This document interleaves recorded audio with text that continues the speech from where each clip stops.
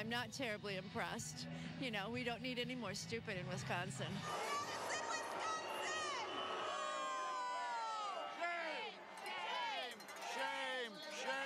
It was difficult to hear former Alaska Governor Sarah Palin speak at our state's capital.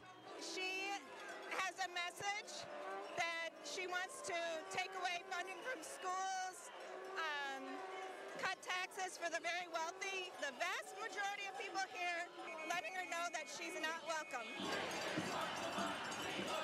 On the opposite side of the Capitol, an official counter-protest rally was being held. Mayor-elect Paul Soglin and State Senator John Urbanbach spoke there, saying they're not surprised by what was happening. And most of the people outside of the state aren't necessarily informed as to exactly what the issues are. She may be, she may not be, I don't know.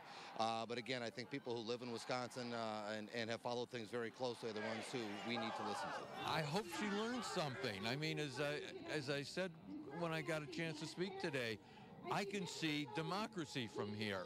And I'd love to have her come over to this side of the square and share with us her thoughts, but also maybe listen to us for a little while. An obvious clash in a state that's seen its share of divide.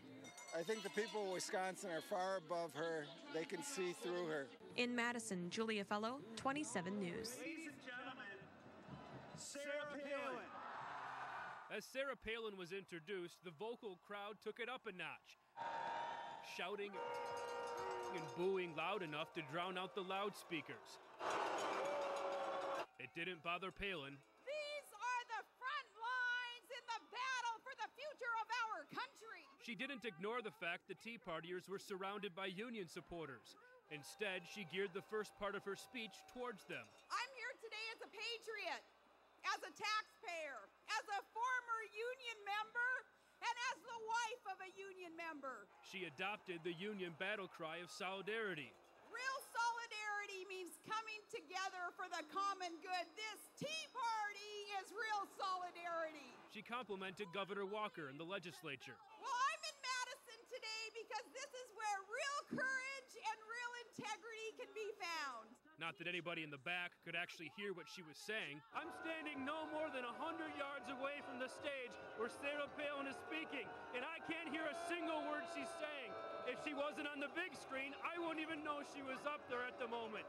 The people here are loud. They are shouting and booing her down, and that's just the way they like it. Nobody wants to hear her here on the state capitol. There are about 100 people over there, and the rest of us have been fighting for 8 weeks to have our voices heard. We do not want to hear hers. Someone who's paid to come in here and talk, we don't need to hear her.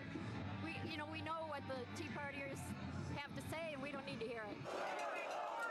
As Palin went on, her speech shifted towards President Obama. You ignored us in 2010, but you cannot ignore us in 2012. Palin could end up facing the president in the next election and knows Wisconsin is a battleground state. And the 2012 election begins here. Many of the Tea Partiers said they enjoyed the speech and had differing reactions to the union crowd. You got to live with it. I mean, we're in a time where things are changing. There's always going to be friction.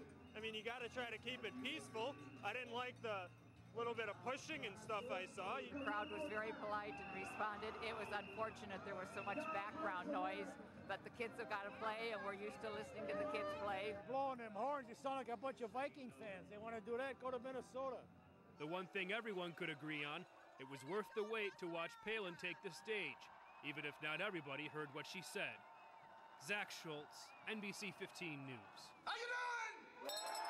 These people were here to counter the crowd on the other side of the Capitol. Dump Tea, dump Palin. That's what they're calling the rally anyways. But it's also a continuation of the same themes protesters have been spouting on the square for months. We didn't create this crisis, and we're not going to pay for this crisis.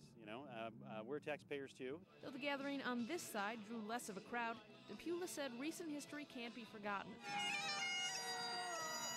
Regardless of the turnout today, whether there's 5,000 people here or 20,000 people here, the Tea Party will not be able to eclipse what we've managed to accomplish on the square over the course of the last several months. Even though this is a rally specifically to counter the Tea Parties, some of the people say they would have been here anyways. I haven't missed a Saturday yet. This is about my 30th time down here. For some, like Madison's new and old Mayor Paul Soglin, It's about the dependency community members have upon each other. We're dependent upon the people who teach our kids. We're dependent upon the people who bring the food to our city. And that we appreciate that, and we know we have to do it together.